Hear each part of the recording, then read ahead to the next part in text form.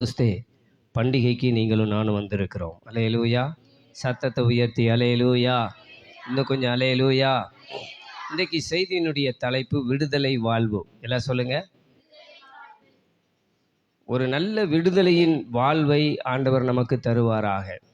கடந்த வாரத்தில் கிறிஸ்துவுக்குள் ஒரு புதிய வாழ்வை குறித்து நாம் பார்த்தோம். இந்த வாரத்தில் ஆண்டவர் ஒரு பெரிய விடுதலையின் வாழ்வை நமக்கு தருவாராக. அல்லேலூயா. சத்தத்தை உயர்த்தி அல்லேலூயா. அப்போஸ்தலர் நடபடிகள் 2ஆம் அதிகாரத்தின் 1வது வசனத்துக்கு நேராக நாம் வேத புத்தகத்தை திருப்பிக் கொள்வோம். அப்போஸ்தலர் 2ஆம் அதிகாரம் 1வது வசனத்தை நாம் வாசிக்க கேட்கலாம். பெந்தேகோஸ்தே என்னும் நாள் வந்தபோது அவர்கள் எல்லாரும் ஒருமனப்பட்டு ஓரிடத்தில் வந்திருந்தார்கள். அப்பொழுது பலத்த காற்று அடிக்கிற முழக்கம் போல வானத்திலிருந்து சடிதியாய் ஒரு முழக்கம் உண்டாகி அவர்கள் உட்கார்ந்திருந்த வீடு முழுவதையும் நிரப்பிற்று. அல்லாமலும் அக்கினிமயமான நாவுகள் போல பிரிந்திருக்கும் நாவுகள் அவர்களுக்கு காணப்பட்டு அவர்கள் ஒவ்வொருவர் மேலும் வந்து அமர்ந்தது. அவர்கள் எல்லாரும் பரிசுத்த ஆவியினாலே நிரப்பப்பட்டு ஆவியானவர் தங்களுக்கு தந்தருளின வரத்தின்படியே வெவ்வேறு பாஷையிலே பேசத் தொடங்கினார்கள். ஆமென். அல்லேலூயா. கர்த்தருடைய நாமத்துக்கு மகிமை உண்டாவதாக. முதல் வசனத்தில் முதல் வார்த்தை சொல்லுகிறது, பெந்தேகோஸ்தே என்னும் நாள் வந்தபோது. ஒரு குறிப்பிட்ட ஒரு நாளை இங்கே வேதம் நமக்கு கோடிட்டு காட்டுகிறது. பெந்தேகோஸ்தே நாள் என்று சொல்லுகிற இந்த வார்த்தையினுடைய அர்த்தத்தையும் இந்த நாளினுடைய காரியத்தையும் நாம் அறிந்து கொள்ள வேண்டியது அவசியமாக இருக்கிறது. எத்தனை பேர் ஆமென் சொல்கிறீங்க? உங்களே என்னையும் இந்த உலகத்தில் ஒரு அடையாளப்படுத்துவது என்ன அப்படின்னா, கிறிஸ்தவர்களிலே பல பிரிவுகள் இருக்கிறது. நம்ம என்ன சொல்கிறாங்க? நம்ம என்ன ஜனங்கள்னு சொல்கிறாங்க? இவங்க என்ன கூட்டம்? பெந்தேகோஸ்தே கூட்டம், அல்லேலூயா கூட்டம். இவங்க எந்த பிரிவை சார்ந்தவர்கள்? இப்போ காலேஜில் ஸ்கூலில் நீங்கள் அட்மிஷன் பண்ணும்போது சில இடங்களில் போகும்போது அவங்க கேட்குறாங்க, நம்ம கிறிஸ்டின் அப்படின்னா நீங்கள் எந்த பிரிவை சேர்ந்தவர்கள்? கிறிஸ்தவத்தில் நீங்கள் எது? ஆர்சியா, சிஎஸ்ஐயா, டிஎல்சியா, லுத்தரனா, செவன்த் டேவா, இப்படி பல பிரிவுகளுக்கு மத்தியில் ஆமென் ஸ்தோத்திரம். இந்த ஆவிக்குரிய சபைகளுக்கு பெந்தேகோஸ்தே சபை என்று சொல்லப்படுகிறது. இந்த பெந்தேகோஸ்தே என்றால் என்ன என்றே பல பேருக்கு என்ன பண்ணுறதில்ல, தெரியறதில்ல. இப்போ நமக்கு தெரியுமா என்ன அப்படின்னு கையெல்லாம் தூக்க சொல்ல போகிறதில்ல. நாம் தெரிந்து கொள்ள வேண்டியது அவசியம். அல்லேலூயா. நாம் எந்த சபையில் இருக்கிறோம், எந்த பிரிவில் இருக்கிறோம், நம்ம பிரிவுகளை குறித்து பேச வரலை, இதனுடைய அர்த்தத்தை குறித்து பேச வருகிறோம். ஆமென் சொல்லுங்க. கிறிஸ்தவர்கள் எல்லாருமே இந்த பெந்தேகோஸ்தே அனுபவத்தை பெற்றுக்கொள்ள வேண்டியது அவசியம். ஆமாவா இல்லையா சொல்லுங்க. அல்லேலூயா. இந்த பெந்தேகோஸ்தே என்றால் 50வது என்று பொருள். எத்தனாவது? பெந்தேகோஸ்தே என்றால் 50வது என்று பொருள். இதை குறித்து இது இஸ்ரவேலருடைய பண்டிகைகளில் ஒன்று. இது இஸ்ரவேலருடைய பண்டிகைகள். ஆமென். இஸ்ரவேல் ஜனங்கள், யூதர்களுக்கு பண்டிகைகள், அநேக பண்டிகைகள் இருக்கிறது. இந்த பண்டிகைகளை ஆசரிக்கும்படி ஆண்டவரே அவர்களுக்கு சொல்லி கொடுத்தார். ஆண்டவர் தான் இப்படி பண்டிகைகளெல்லாம் நீங்கள் என்ன செய்யணும்? அனுசரிக்கணும், ஆசரிக்கணும். பண்டிகை தோறும் நீங்கள் ஆலயத்துக்கு வரணும். உங்கள் ஆண் மக்கள் யாரும் வீட்டில் இருக்கக்கூடாது. பண்டிகை கொண்டாடும் போது ஆண்டவருடைய சமூகத்துக்கு நீங்கள் எல்லாரும் என்ன பண்ணிடணும்? வந்துடணும். இது ஒரு பெரிய கொண்டாட்டமாக இருக்கணும்னு ஆண்டவர் ஏற்படுத்தி வைத்தார். இந்த பண்டிகைகளை ஆண்டவர் ஏற்படுத்தி விட்டு ஒவ்வொரு பண்டிகைக்கும் ஒவ்வொரு பெயரை வச்சிருக்கிறார். அல்லேலூயா. அந்த பெயர் எதற்கென்றால் அந்த பெயருக்கேற்ற பிரகாரம் அந்த செயல்பாடுகள் அந்த பண்டிகையிலே நடக்கணும். ஆமென் சொல்லுங்க. அல்லேலூயா. குறிப்பாக உதாரணமாக சொல்கிறேன். பொங்கலுக்கு என்ன பண்ணணும்? தீபாவளிக்கு என்ன பண்ணணும்? பொங்கலுக்கு போய் நீங்கள் பட்டாசு மட்டும் வெடிச்சிட்டு தீபாவளிக்கு பொங்கலை வச்சுட்டு இருந்தீங்கன்னா எப்படி இருக்கும்? சொல்லுங்க சொல்லுங்கன்னு அர்த்தம் இல்லாமல் இருக்கும். அப்போ ஒரு பண்டிகை என்றால் அதில் செய்யப்படுகிற செயல்கள் ரொம்ப முக்கியம். ஆமாவா இல்லையா சொல்லுங்க. நீங்கள் பொங்கல் அன்று பொங்கல் வச்சிங்கனாலே தெரியும் உங்கள் வீட்டில் நீங்கள் பொங்கல் பண்டிகை கொண்டாடி விட்டீர்கள் என்று தெரியும். ஆமாவா இல்லையா சொல்லுங்க. இல்லைங்க நான் ஒன்றுமே செய்யலைங்க, உங்கள் வீட்டுக்கு முன்னால் தான் அடுப்பு இருக்குதே, தெரிஞ்சிருமே. அப்போ ஒரு பண்டிகை என்பது அந்த பண்டிகையினுடைய செயல்பாடுகளை குறித்து அல்லது அந்த செயல்பாடுகளின் அடிப்படையில் அந்த பண்டிகை இருக்கிறது. கிறிஸ்துமஸ்க்கு என்ன செய்வோம்? எல்லாரும் போல சாப்பிட்டு தூங்குவோம் பாஸ்டர். என்ன செய்வீங்க? என்னெல்லாம் செய்வோம் கிறிஸ்துமஸ்க்கு? கேரல் சர்வீஸ் போவோம், புது ட்ரெஸ் வாங்குவோம், வேற பின்னால் சொல்லுங்கள், டான்ஸ் ஆடுவோம். இன்னும் நான் நினச்சது வரல. உலக மக்களுக்கு நம்ம காட்டுவோம் கிறிஸ்மஸ் வந்துருச்சு அப்படின்னு. ஸ்டார் கட்டுவோமே, குடில் போடுவோமே, சில கிறிஸ்மஸ் தாத்தா வேஷம் போடுவோமே, அதுதான் மற்றவங்களுக்கு தெரியும். நம்ம கேக் வெட்டுறதெல்லாம் நமக்குள்ள. நம்ம கேக் வெட்டி சாப்பிட்டது 4 வீட்டுக்கு தெரியுமா? சொல்லுங்க, தெரியுமா தெரியாதா? ஆனால் கிறிஸ்மஸ் வந்து விட்டது, இந்த பண்டிகை எங்களுக்கு தொடங்கி விட்டது என்பதை நாம் எப்படி அடையாளப்படுத்தி காட்டுகிறோம்? ஒரு ஸ்டாரை வீட்டுக்கு மேலே கட்டின உடனே ரோட்டில் போகிறவங்களாம் என்ன நினைக்கிறாங்க? ஆகா, என்ன வந்துருச்சு. அப்போ டிசம்பர் 25ஆம் தேதி இவங்களுக்கெல்லாம் ஒரே கொண்டாட்டமாக இருக்கும், பண்டிகை. ஆமாவா இல்லையா சொல்லுங்க. அப்போ ஒவ்வொரு செயல்பாடுகள் அந்த பண்டிகையை குறித்து வெளிப்படுத்துகிறது. ஆமாவா இல்லையா சொல்லுங்க. ஈஸ்டரை நம்ம என்ன சொல்றோம்? ஈஸ்டர்ல இயேசு கிறிஸ்து என்ன பண்ணி உலகம் முழுசும் லீவ் விடுறாங்க. புனித வெள்ளினா உலகத்துக்கே தெரியுது இயேசுநாதர் சிலுவையிலே மரித்த நாள், அது நல்ல நாள் அப்படின்றாங்க. அப்போ நம்ம இந்த புனித வெள்ளிக்கு முன்பதாக நம்ம என்ன செய்கிறோம்? அந்த பண்டிகையை கொண்டாடுறதுக்கு முன்னால் 40 நாட்கள் என்னது? விரதம். அப்போ நம்ம வேலைக்கு போகிற இடத்துலலாம் கேட்கும்போது நம்ம சொல்கிறோம், என்னங்க வாங்க வாங்க வடை சாப்பிடுங்க, டீ சாப்பிடுங்கன்னு சொல்லும்போது நம்ம என்ன சொல்கிறோம்? இல்லைங்க, நாங்கள் என்னவா இருக்கோம்? பாஸ்டிங்காக இருக்கோம். எதுக்குங்க பாஸ்டிங்கு? Lent days, தவக்காலம். இந்த 40 நாளில் நம்ம ஒரு பண்டிகைக்கு ஆயத்தமாவத இந்த 40 நாட்களில் என்ன பண்ணுறோம்? காண்பிக்கிறோம். ஆமாவா இல்லையா சொல்லுங்க. இதெல்லாம் ஒரு பக்கம் வேதத்தில் அப்படியே எழுதப்பட்டிருக்கிறது. இந்த பஸ்கா பண்டிகைக்கு பிறகு 50வது நாள், புனித வெள்ளிக்கு பிறகு பஸ்கா பண்டிகை. பஸ்கா அடிக்கப்பட்ட ஆட்டுக்குட்டி. அந்த ஆட்டுக்குட்டியின் இரத்தம் அந்த இயேசு கிறிஸ்து தேவனுடைய நாம மகிமைக்காக இஸ்ரவேல் ஜனங்களை அடிமைத்தனத்திலிருந்து, எகிப்திலிருந்து கர்த்தர் என்ன செய்தார்? விடுதலையாக்கி கொண்டு வருகிறார். அன்றைக்கு சொல்லுகிறார், உனக்கு ஒரு பிரமாணம் இருக்கணும், நீ ஒரு பண்டிகையை கொண்டாடணும். அது என்ன பண்டிகை ஆண்டவரேனா? அது பஸ்கா பண்டிகை. ஆமென் சொல்லுங்க, அல்லேலூயா. பஸ்கா பண்டிகையை கொண்டாட வேண்டுமானால் பஸ்கா என்பது ஒரு ஆடு அடிக்கப்பட வேண்டும். உங்களை விடுதலையாக்கினதற்கு அடையாளமாக ஒரு ஆடு அடிக்கப்பட்ட அந்த இரத்தத்தை நீங்கள் ஆமென் வீடுகளில் நிலைக்கால்களில் நீங்கள் பூசுவீர்களானால் உங்கள் வீட்டுக்கு அந்த சங்கார தூதன் என்ன செய்ய மாட்டான்? மற்ற எகிப்தில் இருக்கிற தலைப்பிள்ளைகள் எல்லாம் அழிக்கப்படும். ஆனால் இஸ்ரவேல் ஜனங்களுக்கு, தேவ பிள்ளைகளுடைய வீடு காப்பாற்றப்படும். ஒரு அடையாளத்தை ஆண்டவர் என்ன செய்தார்? உண்டாக்கினார். இந்த இஸ்ரவேல் ஜனங்கள் அடிமைத்தனத்திலிருந்து விடுதலையாக்கப்பட்டு வந்த பிறகு அவர்களுக்கு பிறந்த பிள்ளைகள், அவர்களுக்கு பிறந்த பிள்ளைகள், அவர்களுக்கு பிறந்த பிள்ளைகள், அந்த தலைமுறைகள் 3-4 தலைமுறைகள் வரும்போது அவர்களுக்கு எகிப்தினுடைய அடிமைத்தனத்தினுடைய காரியங்கள் என்ன பண்ணாது? சொல்லுங்க, எத்தனை பேர் என்னோட வர்றீங்க? தெரியாது. இப்போ அவங்களுக்கு இந்த ஒரு நாள், குறிப்பிட்ட ஒரு நாள் வரும்போது இது பஸ்கா பண்டிகை அப்படின்றாங்க. இப்போ பஸ்கா பண்டிகையை கொண்டு வந்த ஆட்டை வெட்டும்போது ஒருத்தன் கேட்குறான், இது என்னது? ஆடை எதுக்கு வெட்டணும்? இது எதுக்கு ரத்தம் தெளிக்கப்படணும்? எதுக்கு இதை புசிக்கணும்? எப்படி இந்த அப்பத்தை சுட்டு இந்த இறைச்சியெல்லாம் சாப்பிடும், இது எதுக்குன்னு கேட்கும்போது மறுபடியும் என்ன பண்ணுறாங்க?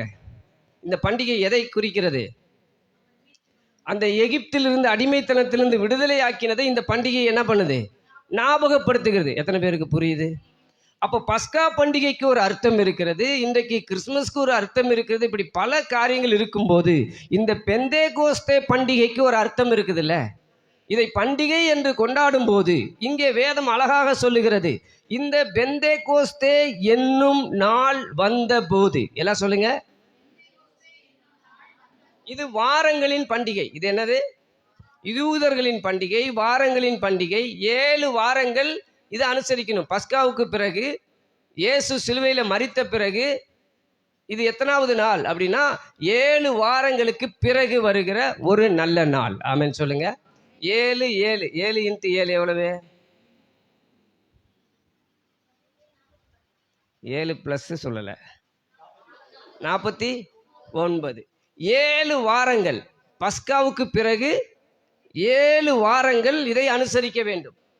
இந்த பண்டிகையினுடைய இந்த பஸ்காவுக்கு பிறகு 7 வாரங்கள். அப்படியானால் எத்தனை நாள் ஆச்சு? 49வது நாள் முடிந்து அடுத்து எத்தனாவது வரும்? 50வது நாள் பெந்தேகோஸ்தே பண்டிகை. அல்லேலூயா. லேவியராகமத்தின் புஸ்தகம் 23ஆம் அதிகாரம். நான் இதை கொஞ்சம் மேலோட்டமாக சொல்லிட்டு போனால் தான் கரெக்டாக இருக்கும். லேவியராகமம் 23 15 முதல் 21 வரை உள்ள வசனங்களை நாம் வாசிக்க கேட்போம். நீங்கள் அசைவாட்டும் கதிர்க்கட்டை கொண்டு வரும் ஓய்வு நாளுக்கு மறுநாள் முதற்கொண்டு எண்ண துவக்கி 7 வாரங்கள் நிறைவேறின பின்பு 7ஆம் ஓய்வு நாளுக்கு எல்லாருமே வாசிக்கலாம், அப்படியே வாசிங்க. 50ஆம் நாள் மட்டும் எண்ணி கர்த்தருக்கு புதிய போஜன பலியை செலுத்த கடவீர்கள். எல்லாரும் வாசிக்கலாம். நீங்கள் ஒரு மரக்காலிலே 10 பங்காகிய மெல்லிய மாவிலே புளிப்பாக பாகம் பண்ணப்பட்ட அசைவாட்டும் காணிக்கையாய் இருக்கிற 2 அப்பங்களை உங்கள் வாசஸ்தலங்களிலிருந்து கர்த்தருக்கென்று முதற் பலன்களாக கொண்டு வந்து அப்பத்தோட கூட கர்த்தருக்கு சர்வாங்க தகன பலியாக ஒரு வயதான பழுதற்ற 7 ஆட்டுக்குட்டிகளையும் ஒரு காளையையும் 2 ஆட்டுக்கடாக்களையும் கர்த்தருக்கு சுகந்த வாசனையான தகன பலியாக அவைகளுக்கு அடுத்த போஜன பலியையும் பான பலிகளையும் செலுத்தி வெள்ளாடுகளில் ஒரு கடாவை பாவ நிவாரண பலியாகவும் ஒரு வயதான 2 ஆட்டுக்குட்டிகளை சமாதான பலியாகவும் இடக்கடவீர்கள். அவைகளை ஆசாரியன் முதற் பலனாகிய அப்பத்தோடும் 2 ஆட்டுக்குட்டிகளோடும் கூட கர்த்தருடைய சந்நிதியில் அசைவாட்டும் பலியாக அசைவாட்ட கடவன். கர்த்தருக்கு பரிசுத்தமாகிய அவைகள் ஆசாரியனுடையவைகளாகும். அந்த நாள் உங்களுக்கு சபை கூடும் பரிசுத்த நாள் என்று கூற வேண்டும். அதிலே சாதாரணமான யாதொரு வேலையும் செய்யலாகாது. இது உங்கள் வாசஸ்தலங்களில் எல்லாம் உங்கள் தலைமுறை தோறும் செல்ல வேண்டிய நித்திய கட்டளை. ஆமென், அல்லேலூயா. இதுல தெளிவா ஆண்டவர் இந்த லேவியராகமத்துல சொல்லி வைத்திருக்கிறார். 7 வாரங்கள், 7 வாரங்களுக்கு பிறகு வருகிற அந்த முதல் நாள், அது சபை கூடி வரும் பரிசுத்த நாள். பக்கத்துல ஒரு தட்டி சொல்லுங்க, இது சபை கூடி வரும் பரிசுத்த நாள். அல்லேலூயா. அப்ப சபை கூடி வருகிற ஒரு பரிசுத்த நாள், அது ஒரு பெரிய கொண்டாட்டத்தின் நாளாக மாறுகிறது. அல்லேலூயா. அப்ப இது எப்படியெல்லாம் செய்யணும் அப்படின்னு சொல்லப்பட்டிருக்கிறது. நீங்கள் அசைவாட்டும் கதிர்க்கட்டை 15ஆம் வசனத்துல கொண்டு வரும் மறுநாள் முதற்கொண்டு எண்ண துவக்கி 7 வாரங்கள் நிறைவேறின பின்பு 7ஆம் ஓய்வு நாளுக்கு மறுநாளான 50ஆம் நாள் மட்டும் எண்ணி கர்த்தருக்கு புதிய போஜன பலியை செலுத்த கடவீர்கள். என்ன பண்ணிருக்கணும்? இந்த பண்டிகையை கொண்டாடுறதுக்கு முன்னால டெய்லி எண்ணி கதிர்கட்டை என்ன செய்யணும்? கொண்டு வரணும். ஆலயத்துக்கு என்ன பண்ணியிருக்கணும்? இன்னைக்கு யாராவது கொண்டு வந்திருக்கிறீங்களா? அப்ப இதுதான் பிரமாணம். இது என்னன்னா, இது கட்டளை, நித்திய சொல்லுங்க சத்தமா. அப்ப பழைய ஏற்பாட்டு காலத்துல, இன்னைக்கு சிறுவர்கள் வசனம் சொல்லும்போது அருமையா தர்சனா சொன்னிச்சு, பழைய ஏற்பாட்டின் ஆகமங்கள், புதிய ஏற்பாட்டின். அப்ப 2ஆ பிரிச்சு பழைய ஏற்பாடு புதிய ஏற்பாடுன்னு சொன்னதுல நான் ஒன்று யோசித்தேன். பழைய ஏற்பாட்டின் ஆகமத்தில் இருந்து, பழைய ஏற்பாட்டின் கட்டளைகளில் இருந்து, பழைய ஏற்பாட்டின் பிரமாணத்தில் இருந்து கர்த்தர் உங்களை என்னையும் புதிய ஏற்பாட்டுக்கு கொண்டு வந்து விட்டார். ஆமென் சொல்ல மாட்டீங்களா?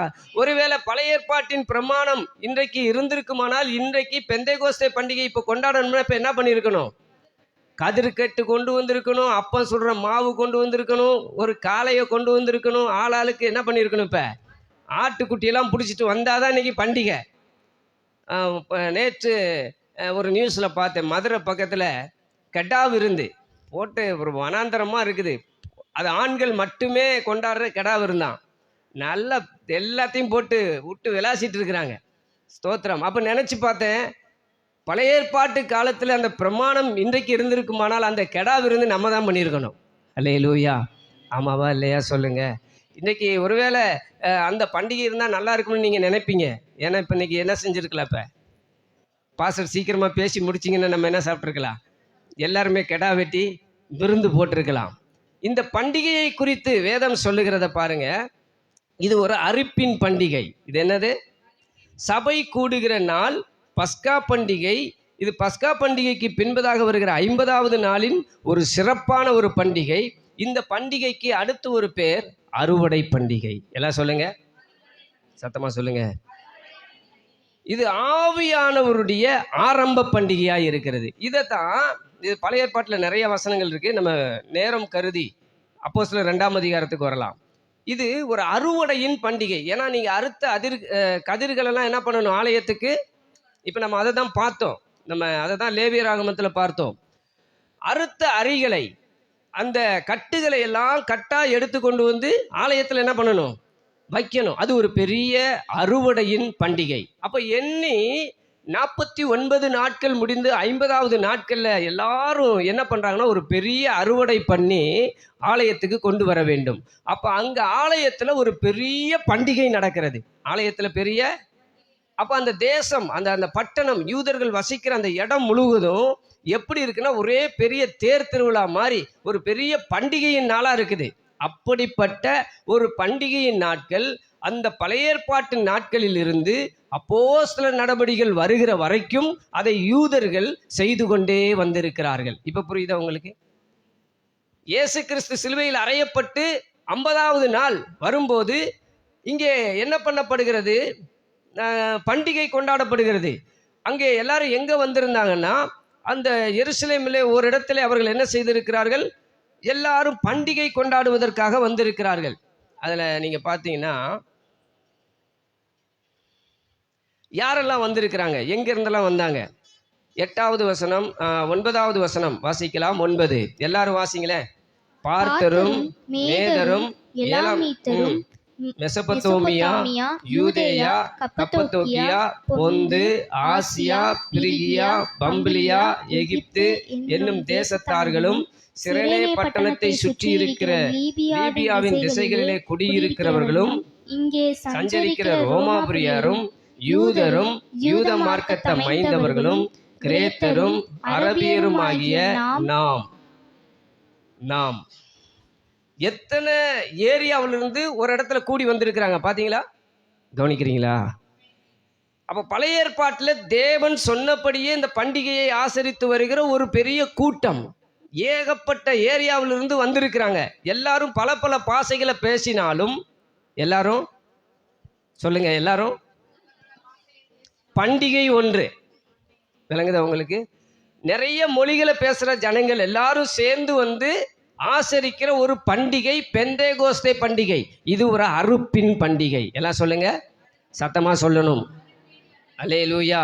இந்த அறுப்பின் பண்டிகையை அநேகர் பம்பிலியா எகிப்து தேசத்தார்கள் சிரேனே பட்டணத்தார் பார்த்தர் மேதர் மெசொப்பொத்தாமியா இப்படி போன்ற பல ஏரியாவிலிருந்து வந்து இந்த பண்டிகை கொண்டாட வந்திருக்கிறார்கள். இந்த 50வது நாள் பாருங்க, பஸ்கா பண்டிகை இருப்பதனால ஏரோது என்ன பண்ணா, கையை கழுவி இந்த ரத்த பலிக்கு நான் உடன்படக்கூடாதுன்னு சொல்லி பஸ்கா பண்டிகையின் போது சிலுவை மரத்தில் யாரும் தொங்கக்கூடாது என்று சொல்லி இயேசுவை மரத்திலிருந்து இறக்கி கல்லறையில் அடக்கம் பண்ணுறதுக்கு அனுமதி கொடுத்தானா இல்லையா? அன்றையிலிருந்து எண்ணி 50வது நாள் வரும்போது அந்த பண்டிகையின் நாளாய் மாறிவிட்டது. ஒன்று ஞாபகம் வச்சுக்கோங்க, இயேசு கிறிஸ்து மரித்த பிறகு இந்த 50வது நாள் என்ன பண்ணப்படுகிறது? சொல்லுங்க சத்தமா. அப்ப இயேசுவின் மரணம் மறக்கப்படுகிறது. புரியுதா உங்களுக்கு? ஒரு துக்க நிகழ்வை அவ்வளவு நாள் நினைச்சுக்கிட்டு இருந்தவங்க எல்லாம் மறக்கிறாங்க. உலகமே என்ன பண்ணிக்கிட்டு இருக்குது, இப்ப இயேசுன்னு ஒருத்தர் இருந்தாரியா அப்படி இப்படின்னு பேசிக்கிட்டு இப்ப நம்ம கூட சொல்றோம் பாத்தீங்களா? ஒரு நியூஸ் ரொம்ப பிரபலமா போய்கிட்டே இருக்கும். அந்த நியூஸ் எல்லாரும் பேசுவோம். ஐயோ பஸ்ஸு கவுந்துருச்சாமா, 40 பேர் இறந்துட்டாங்களா, ஐயோ நீங்க பாத்தீங்களா? ஆமாங்க நானும் பார்த்தேங்க. ஐயோ அதை பார்த்தாலே கொலையெல்லாம் நடுங்குதுங்க, இனிமே நம்ம போனா ஜாக்கிரதையா போகணுங்கன்னு சொல்லிக்கிட்டு இருக்கும் போதே இன்னொரு இடத்துல பஸ் கவிழ்ந்து அதோட பெரிய கோர விபத்து நடந்தா நம்ம என்ன பண்ணிடுறோம்? இதை மறந்துட்டு அதை பேசுறோம். சும்மா சொல்றேன், உதாரணத்துக்கு சொல்றேன் பாருங்களேன். எங்க வீட்டில் ஒரு பாம்பு வந்து நான் அடிச்சேன்னா அடிக்க வந்தவர் சொல்லுவார், அவங்க வீட்டில் 15 வருஷத்துக்கு முன்னால வந்த பாம்பு கதையை பேசுவார். ஆமாவா இல்லையா? சொல்லுங்க. இப்படி தாங்க எங்கள் வீட்டில் ஒரு நாள் பார்த்தீங்கன்னா ஒரு பெரிய பாம்பு வந்துச்சுங்க அப்படின்னு அவர் சொல்ல, இன்னொருத்தர் அடிக்க வந்து அவர் சொல்ல, அதே மாதிரி தாங்க எங்கள் ஊரில் பார்த்தீங்கன்னான்ட்டு அப்படியே நாட்டு கதையாக போயிடும் இங்கே இருக்க இந்த இத்தினோண்டு பாம்பு அடித்ததுக்கு. இது போல பல நிகழ்வுகள் நம்முடைய வாழ்க்கையில் மறந்து போய் கொண்டிருக்கிற ஒரு காலகட்டம்.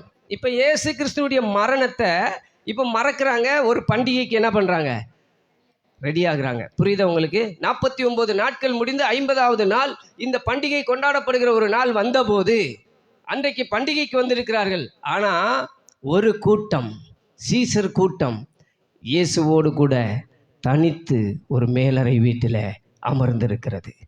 எத்தனை பேர் ஆமென் சொல்றீங்க?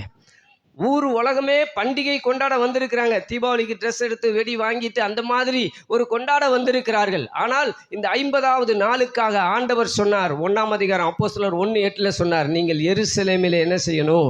காத்திருக்க வேண்டும். பிதாவின் வாக்குத்தத்தம் நிறைவேறுவதற்கு நீங்கள் என்ன செய்ய வேண்டும்? நீங்கள் எருசலேமிலே காத்திருங்கள். அந்த காத்திருக்கும் போதுதான் 5வது வசனம் அப்போஸ்தலர் 1:5, ஆகையால் நீங்கள் எருசலேமை விட்டு போகாமல் என்னிடத்தில் கேள்விப்பட்ட பிதாவின் வாக்குத்தத்தம் நிறைவேற காத்திருங்கள் என்று கட்டளையிட்டார். பிதாவின் வாக்குத்தத்தம் என்ன? யோவேல் தீர்க்கதரிசன புஸ்தகத்துல நமக்கு எல்லாருக்கும் தெரியும். கடைசி நாட்களில் மாம்சமான யாவர் மேலும், எல்லாம் சொல்லுங்க சத்தமா, கடைசி நாட்களில் மாம்சமான யாவர் மேலும் என் ஆவியை ஊற்றுவேன் என்பதுதான் பிதாவினுடைய வாக்குத்தத்தம். அப்ப அது என்னைக்கு நடக்கும் அப்படிங்கிறது தெரியல. இது என்ன பண்டிகைன்னு சொன்னேன்? பெந்தேகோஸ்தே பண்டிகை. என்னென்ன செய்வாங்க? சூப்பர், ஒரே வேர்டு என்னது? எல்லாரும் சத்தமா சொல்லுங்களேன். இது ஒரு அறுப்பின் பண்டிகை.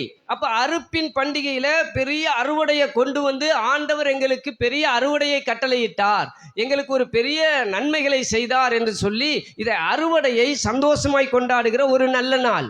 அந்த நல்ல நாளிலே அநேகர் அறுத்து கொண்டு வந்து உலகத்தில் அந்த எருசலேமில் எல்லா ஜனங்களும் வந்து அறுத்து கொண்டு வந்து வைத்து அந்த பண்டிகைக்காக ஆயத்தமாய் கொண்டிருக்கிறார்கள். இங்கே ஒரு கூட்டம் மேலறை வீட்டிலே காத்து கொண்டிருக்கிறது. ஆண்டவரே, எங்களுக்கு ஒரு அறுவடையை தரமாட்டீரா? எங்களுக்கு ஒரு பெரிய அறுவடை கிடைக்காதா? எங்களுக்கு ஒரு அறுவடையை கர்த்தர் கட்டளையிட மாட்டீரா? நாங்கள் பயந்து கொண்டு மேலறை வீட்டிலே காத்திருக்கிறோமே என்று பிதாவின் வாக்குத்தத்தம் நிறைவேற காத்திருந்தார்கள். அல்லேலூயா. எத்தனை வருஷ காலமாய் அவர்கள் யோவேல் தீர்க்கதரிசிக்கு பிறகு வருஷந்தோறும் அவங்க காத்து கொண்டே இருக்கிறார்கள். எப்பொழுது இந்த கடைசி நாளில் மாம்சமான யாவர் மேலும் ஆவி ஊற்றப்படும், எப்பொழுது ஆவியானவர் வந்து இறங்குவார் என்று காத்து கொண்டிருக்கிறார்கள்.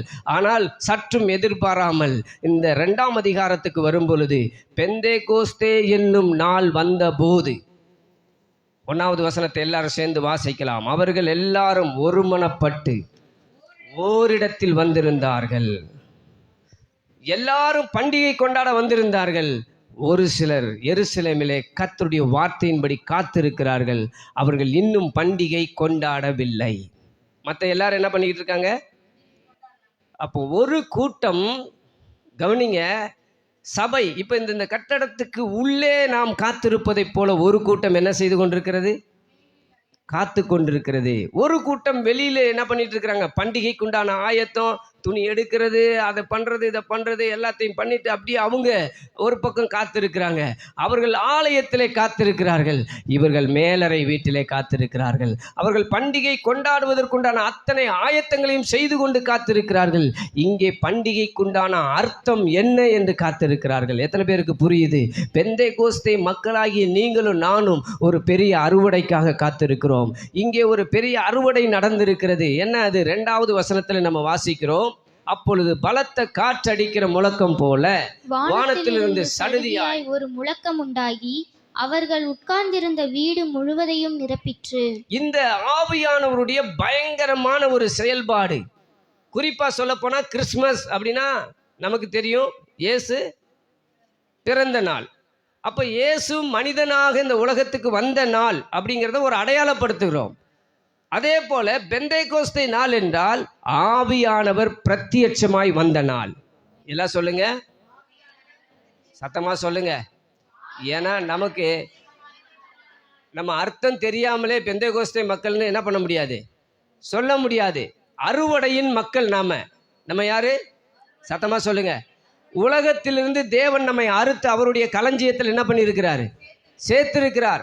ஒரு நாள் வந்த போது ஆவியானவர் அதுவரைக்கும் வெளிப்படையா யாருக்கும் என்ன பண்ணல, வரல. பழைய ஏற்பாட்டில் யாரோ ஒருத்தர் மேல என்ன பண்ணுவாரு? இறங்கி வருவாரு, அவங்கள தீர்க்க தரிசனம் சொல்ல வைப்பாரு, அல்லது அவங்கள ஆவியில நிரப்புவாரு, கொண்டு போவாரு, காரியங்களை முடிப்பாரு. அதுக்கப்புறம் ஆவியானவர் என்ன பண்ணிடுவாரு?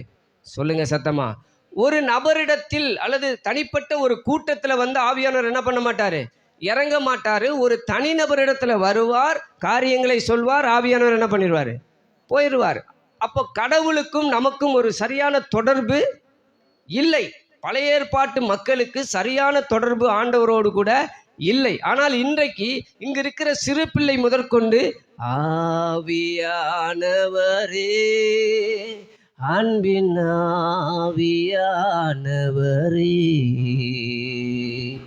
இப்போ வாரும், இறங்கி வாரும் எங்கள் மத்தியிலே, இப்போ வாரும், இறங்கி வாரும் எங்கள் மத்தியிலே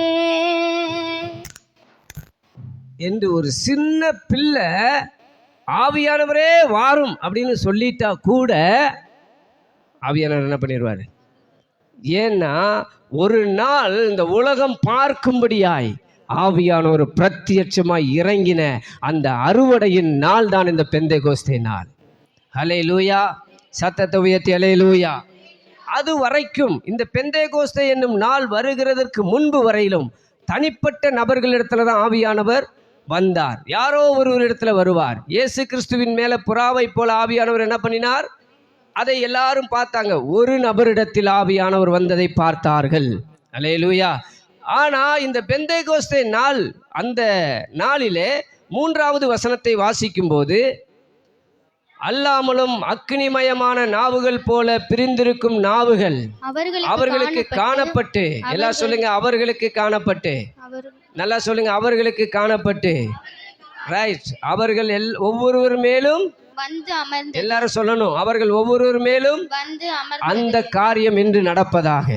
ஒரு விசை கண்ணை மூடி, ஆண்டவரே எங்கள் ஒவ்வொருவர் மேலும் ஒவ்வொருவர் மேலும் எல்லாரும் வாய்களை திறந்து இந்த வசனம் எங்கள் வாழ்க்கையில் நிறைவேறட்டும். ஒருவேளை நீங்கள் பைபிளில் அப்படியே கையை வச்சு இந்த வசனத்தை அப்படியே சொல்லுங்க.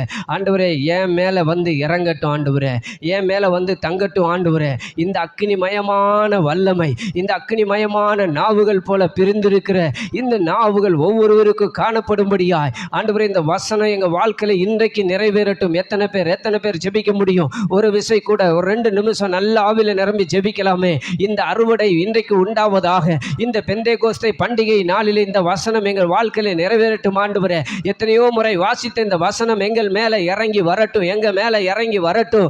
எல்லார் மேலும் இறங்கி வரக்கூடுமானால் இன்றைக்கு இங்கே வந்திருக்க எங்க எல்லார் மேலும் இறங்கி வரட்டும். துக்கங்கள் மாறத்தக்கதாய், சங்கடங்கள் மாறத்தக்கதாய், மரித்த நிலைமைகள் மாறத்தக்கதாய், ஒரு விடுதலையின் வாழ்வு, ஒரு எகிப்தின் அடிமைத்தனத்தை மாற்றுகிற ஒரு வாழ்வு இயேசுவின் நாமத்தில் வாய்களை திறந்து ஜெபிக்கலாமே. பரிசுத்த ஆவியானவரே, நீர் எங்களை நிரப்ப வேண்டும். எத்தனை பேர் ஜெபிக்க முடியும்? எத்தனை பேர் இந்த வசனத்தை கிளைம் பண்ண முடியும்? என் நாமத்தில் எதை கேட்டாலும் தருவேன்னு சொன்னாரே. நான் அனுப்ப போகிற பரிசுத்த ஆவியானவர் என்றென்றைக்கு உங்களோடு தங்கி இருப்பார் என்று சொன்னாரே. இந்த காலை வேளை ஆராதனையில் இந்த வார்த்தையை ஆவியானவர் நமக்கு கொடுக்கிறாரானால் ஆவியானவர் சொல்லுவார், நான் உன் மேல வந்து தங்க போறேன், நான் உனக்குள்ள வந்து தங்க போறேன், நான் உனக்குள்ள வந்து வாசம் பண்ண போறேன். எத்தனை பேர் வலது கரத்தை உயர்த்தி அப்படியே ஜெபம் பண்ணுங்க. ஆண்டவரே என்னை நிரப்பும், ஒரு விஷயம் என்னை நிரப்பும் ஆண்டவரே. எனக்கு ஒரு பெரிய அறுவடை தேவை, எனக்கு ஒரு பெரிய விடுதலை தேவை. இந்த ஆவியானவர் எங்கேயோ அங்கே விடுதலை உண்டு. கர்த்தரே ஆவியானவர், கர்த்தருடைய ஆவி எங்கேயோ அங்கே விடுதலை உண்டு. சத்திய ஆவியானவர் வரும்போது சகல சத்தியத்துக்கு உங்களை நடத்துவார். ஆவியானவர் உங்கள் நடுவிலே நிலை கொண்டிருப்பார். ஆவியானவர் நம்மை நடத்துவார். ஆவியானவர் நமக்கு ஆலோசனை கொடுப்பார். ஆவியானவர் சபைகளுக்கு சொல்லுகிறதை காதுள்ளவன் கேட்க கடவன். இந்த காலை வேளை ஆராதனையிலே தேவனே எங்களுக்கு அது காணப்படட்டும். கண்களை மூடி ஆண்டவருடைய சமூகத்தில் இந்த ஆவிக்குரிய கண்கள் திறக்கப்பட்டு பரிசுத்த ஆவியானுடைய பலத்தால் நிரப்பப்படலாமா? இயேசுவின் நாமத்தில் எல்லாரும் ஜெபம் பண்ணுங்க. சின்ன பிள்ளைங்க, வாலிபர்கள் ஜெபம் பண்ணுங்க. கடைசி நாளில் நான் என் ஆவியை ஊற்றுவேன் என்று சொன்ன கர்த்தர், கடைசி நாளில் என் ஆவியை ஊற்றுவேன் என்று சொன்ன தேவன், இந்த காலை பொழுதுல எங்க மேல ஊற்றுங்கப்பா. ஒரு விஷயம் உடைய வல்லமையை ஊற்றும் ஆண்டவரே. ஒரு விஷயம் எங்க வீடுகள் மேல ஊற்றுங்க ஆண்டவரே. ஒரு விஷயம் எங்க பிள்ளைங்க மேல ஊற்றுங்க ஊற்றுங்கப்பா. எங்க சபையில் அந்த ஆவியின் பிரசன்னம் ஊற்றப்படட்டும். இன்றைக்கு அன்றைக்கு எருசலேமிலே பார்த்ததை போல இன்றைக்கு இந்த திருச்சபையிலே உம்முடைய வல்லமை காணப்படுவதாக. ரீபா லரா சந்தரலரபா கதரலபா. எல்லாரும் எத்தனை நாள் சோர்வுகள், எத்தனை நாள் பலவீனங்கள், எத்தனை சிறையிருப்பின் அனுபவங்கள், ஆவியானவர் வரும்போது ரகதரபா சந்தரலபா. ஓ ஹalleluya. கட்டுகள் அருந்து விழும். ஓ ஹalleluya. பயங்கள் தெளிவாக்கப்படும். இப்பொழுது இந்த வசனம் நிறைவேறட்டும். இயேசுவின் நாமத்தில் இந்த பெந்தேகோஸ்தே பண்டிகை நாளிலே அந்த பெந்தேகோஸ்தே அனுபவம் இயேசுவின் நாமத்தில் உண்டாவதாக. வாலிபர்கள் மேல் அந்த ஆவியின் வல்லமை ஊற்றப்படுவதாக. இயேசுவின் நாமத்தில் ஆவியானவரே வாரும். எல்லாரும் வாய்களை திறந்து கேளுங்க. எனக்கு அது காணப்படட்டும். என்னை நிரப்பும். உன் குடும்ப வாழ்வை இன்றைக்கு சரிபடுத்த ஆவியானவர் வருகிறார். ஓ ஹalleluya. ஆவியானவர் உன்னோடு பேசிக் கொண்டிருக்கிற ஆவியானவர், உன்னோடு சஞ்சரிக்கிற ஆவியானவர், உன்னைக்குள்ளே வாசம் பண்ணுகிற ஆவியானவர் எங்கேயோ இருக்கிறவர் அல்ல. அவர் உன்னோடு வாசம் பண்ண விரும்புகிறார். எத்தனை பேர் ஓ இந்த காலை பொழுதில் ஆண்டவரே என்னை நிரப்பும் என்று சொல்ல முடியுமானால் எனக்குள்ளே வாரும் ஆவியானவரே. என்னை ஒரு விஷயம் துக்கம் நீங்க, என்னை என் சங்கடங்கள் நீங்க, சஞ்சலம் நீங்க, தவிப்பு நீங்க. பரிசுத்த ஆவியானவரின் சந்தோஷத்தினால், பரிசுத்த ஆவியின் வல்லமையினால், பரிசுத்த ஆவியின் வரங்களினால். ஓ ரபாலரா ஷகதரபா ஓ ரபாலரி அந்தரலபா. எல்லாரும் 2 நிமிஷம் கண்ணை மூடி ஆவியில நிரம்பி இந்த வசனத்தை சொல்லி கொண்டிருக்கும் போதே பரிசுத்த ஆவியானவருடைய வல்லமை, பரிசுத்த ஆவியானவருடைய பிரசன்னம் அதிகமாக இருக்கிறதை நான் பார்க்கிறேன். ஓ ஹalleluya. நன்றி ஆவியானவரே. இது போதாது மகனே, இது போதாது மகளே. உன் வாழ்க்கையை நடத்துவதற்கு, உன் சூழ்நிலைகளை மாற்றுவதற்கு ஆவியானவர் இப்பொழுது பலமாய் இறங்குகிறதை பார்க்கிறேன். ஆவியானவர் பலமாய் இறங்குகிறார். பெந்தேகோஸ்தே என்னும் நாளிலே அவர்களை நிரப்பின அதே ஆவியின் வல்லமை.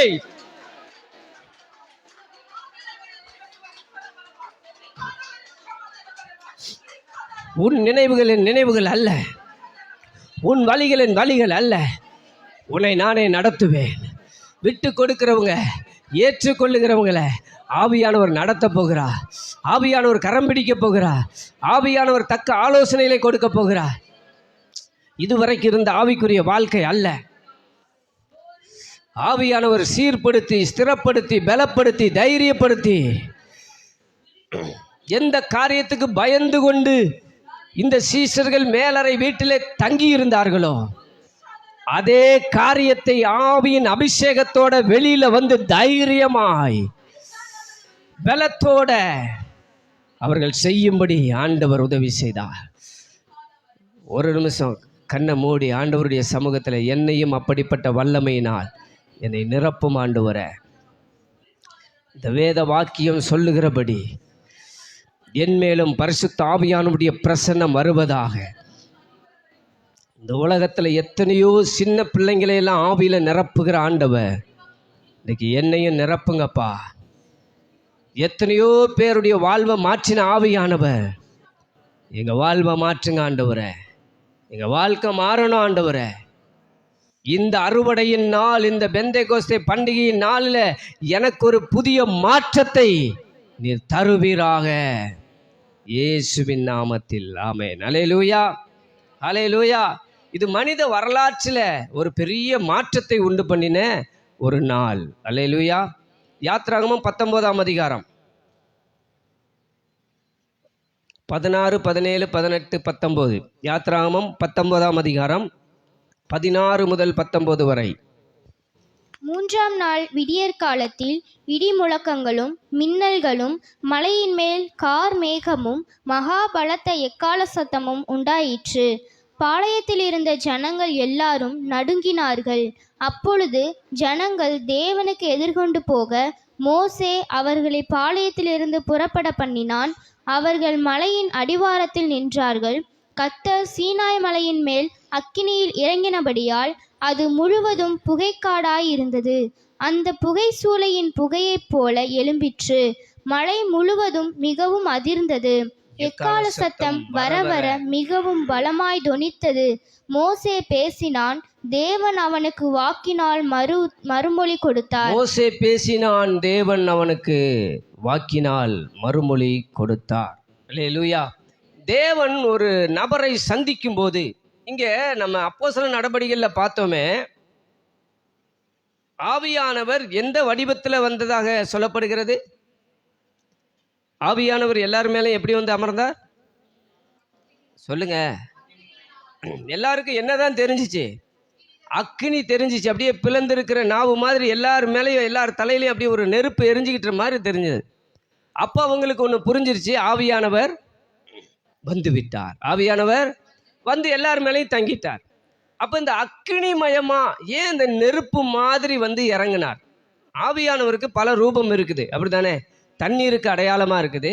புறாவை போல தானே இயேசுக்கிட்ட வந்து இறங்கினாரு. ஞானஸ்நானம் எடுத்து இயேசு கரையேறும்போது எப்படி இறங்கினார்? புறாவை போல ஆவியானவர் இறங்கினார். இயேசு இப்படி கரையேறும்போதே புறா மாதிரி வந்த உடனே யோவானுக்கு தெரிஞ்சிருச்சு, பரிசுத்த ஆவியானவர் மேலே வந்து தங்கிட்டார். ஆனால் 120 பேர் மேலறை வீட்டில் இருக்கும்போது வெளியில் இருக்கிற யூதர்கள், உள்ளிருக்கிற யூதர்கள் எல்லாருக்கும் என்னதான் தெரிந்தது? அக்கினி எரிந்து கொண்டு இருக்கிறது. வெளியில் இருக்கிறவங்களுக்கும் தெரியுது ஒரு அக்கினி பற்றி பிடிச்சு எரிஞ்சுக்கிட்டு இருக்குதுன்னு. அப்போ இந்த அக்கினிமயமான இந்த அக்கினி சாயலை ஏன் ஆவியானவர் தெரிந்து கொண்டார் என்றால், யூதர்கள் அக்கினியை தேவ பிரசன்னமாக நினைத்தார்கள். எப்படி நினைச்சாங்க? இன்னைக்கு நம்ம இந்தியாவில் ஒரு கண்ணுக்குட்டியை வச்சோம்னா என்ன அர்த்தம்? என்ன நினைப்பாங்க? கண்ணுக்குட்டி என்னவா நினைக்கிறாங்க? தெய்வமா நினைக்கிறாங்க. அப்போ கண்ணுக்குட்டியின் அடையாளத்தை வச்சாலே அது என்னவா அவங்களுக்கு தெரியும்? நம்ம மக்களுக்கு என்னவா தெரியும்? தெய்வமா தெரியும். அப்போ யூதர்கள் மேலறை வீட்டில் 120 பேர் கூடியிருக்கிற இடத்துல ஒரு அக்கினி வந்து காட்சி அளித்த போது இவர்களுக்கு மற்றவர்களுக்கு வெளியில் இருக்கிறவங்களுக்கு என்னவா தெரியுது? தேவ பிரசன்னமாக தெரிகிறது. காரணம் என்ன தெரியுமா? அதுக்கு தான் இந்த வசனத்தை வாசித்தோம். யாத்ராகமத்தின் புஸ்தகத்தில் 19ஆம் அதிகாரத்தில் நம்ம வாசிக்கும் பொழுது, கர்த்தர் சீனாய் மலையில அக்கினியில் இறங்கினபடியால் அது முழுவதும் புகைக்காடாய் இருந்தது. கர்த்தர் சீனாய் மலையின் மேல் அக்கினியில் இறங்கினார். எல்லாம் சொல்லுங்க. நம்ம ஒரு பாட்டு பாடணும். அக்கினி நெருப்பாய் இறங்கி வரும், அபிஷேகம் தந்து வழி நடத்தும். அக்கினி நெருப்பாய் இறங்கி வரும், அபிஷேகம் தந்து வழி நடத்தும். அல்லேலூயா. கர்த்தர் மோசேக்கு எப்படி தரிசனமானார்? 3ஆம் அதிகாரத்தில் யாத்ராகமம் 3ல் ஒரு முட்செடி இருக்கிறது, அதில் அக்கினி எரியுது. அப்போ கர்த்தர் தன்னை அக்கினியில் வெளிப்படுத்துகிறார். எப்படி வெளிப்படுத்துகிறார்? சொல்லுங்க சத்தமா. ஆமென். பரிசுத்த ஆவியானவர் ஆகவேதான் மேலறை வீட்டில் அக்கினியாய் இறங்கி வந்தார். சீனாய் மலை 20வது வசனத்தில் வாசிக்கிறோம். கர்த்தர் சீனாய் மலையில் உள்ள கொடுமுடியில் இறங்கின போது, எல்லாம் சொல்லுங்க, இறங்கின போது கர்த்தர் மோசேயை மலையின் கொடுமுடியிலே வரவழைத்தார். ஒரு அக்கினி எரிந்து கொண்டிருக்கும் போது ஒரு வார்த்தையும் வரும். அக்கினியிலிருந்து கர்த்தர் என்ன செய்வார்? பேசுவார். எல்லாம் சொல்லுங்க. இதே காரியத்தை அப்போஸ்தலர் 2ஆம் அதிகாரத்துக்கு வரும்போது எல்லார் மேலும் அக்கினிமயமான நாவுகள் வந்து இறங்கினது. எல்லாரும் வெவ்வேறு பாசைகளில் கர்த்தர் மோசேயை அழைத்தார். சீனாய் மலையில் கர்த்தர் அவனோடு கூட பேசினார். இந்த 21வது வசனத்தில் வாசிக்கிறோம். 20வது வசனத்தில் கர்த்தர் மோசேயை மலையின் கொடுமுடியில் வரவழைத்தார். மோசே ஏறி போனான். அப்பொழுது கர்த்தர் மோசேயை நோக்கி, ஜனங்கள் பார்க்கிறதற்கு எல்லையை கடந்து கர்த்தரிடத்தில் வராதபடிக்கும் அவர்களில் அநேகர் அழிந்து போகாதபடிக்கும் நீ இறங்கி போய் அவர்களை உறுதியாக எச்சரி. ஒரு முறை அந்த பழைய ஏற்பாட்டு காலத்துல அக்கினி வந்த போது யாருமே அக்கினி என்ன பண்ண முடியாது? பக்கத்துல பார்த்து சொல்லுங்க, போகவே முடியாது, தொடவே முடியாது. மீறி போனா ஆல் அவுட்டு. அந்த ஆண்டவர் அதே அக்கினியில மேலறை வீட்டில் 120 பேர் மேலையும் இறங்கி வந்து சொல்றாரு, இனிமேல் நான் யாரையும் அழிப்பதில்லை, எல்லாரையும் ரட்சிக்க போகிறேன். அல்லேலூயா, அல்லேலூயா. ஆண்டவருடைய நாமத்துக்கு மகிமை உண்டாவதாக. செப்பனியா 3ஆம் அதிகாரத்தின் 9வது வசனம். சில வசனங்களை பார்க்கலாம். செப்பனியா 3:9. சிலருடைய பைபிளில் இருக்காது, அது கொஞ்சம் நீங்கள் தேடி பார்த்தீங்கன்னா கிடைக்கும். தேடுங்கள், அப்பொழுது கண்டடைவீர்கள். வசனம் பக்கம் சொல்லிட்டா தான் நல்லது. 1088.